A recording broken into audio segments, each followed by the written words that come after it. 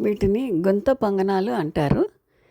అంటే పొంగనాలు దాంట్లో వేసుకుంటాం అన్నమాట ఇది. అందుకని వీటిని గుంత పొంగనాలు అంటారు. దీనికి కావాల్సింది ముందు రోజు నైటే పెసరపప్పు ఒక గ్లాసు, శనగపప్పు ఒక గ్లాసు ముందు రోజే నానబెట్టుకోవాలి.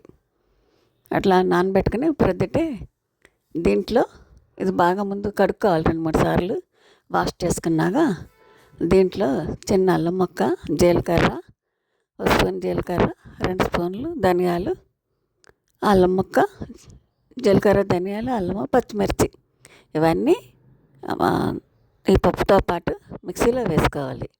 కొంచెం ఒక 2 స్పూన్లు పక్కకి తీసి పెట్టుకోవాలి.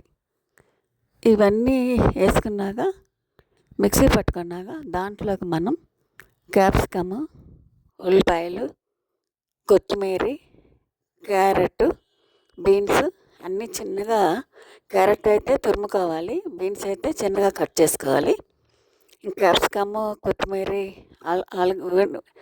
ఆనియన్స్ చక్కగా చిన్నగా కట్ చేసుకొని మనం పక్కగా తీసి పెట్టుకుని పెసరపప్పు, శనగపప్పు కూడా దీంట్లో కలుపుకొని ఇవి గుంత పొంగనాల్లో చక్కగా మనం ఆయిల్ రాసుకొని ముందు అది వేడి చేసుకొని దానికి ఆయిల్ రాసి ఇవన్నీ మిక్స్ చేసుకొని చక్కగా దాంతో వేసుకుంటే ఇవి చాలా బాగా వస్తాయి అన్నమాట.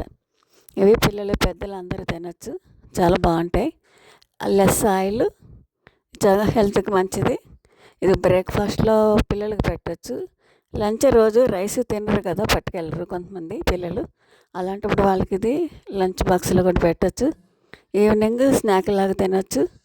పిల్లలు పెద్దలు ఎవరైనా తినచ్చు. గెస్ట్ వస్తే సింపుల్గా అయిపోయే స్నాక్ అన్నమాట, ఈవినింగ్ స్నాక్. ఇది కొబ్బరి చట్నీతోటి, పల్లి చట్నీ, టమాటా చట్నీ, లేదు పిల్లలు అయితే సాస్ తోటి తినచ్చు. చాలా బాగుంది ఇది.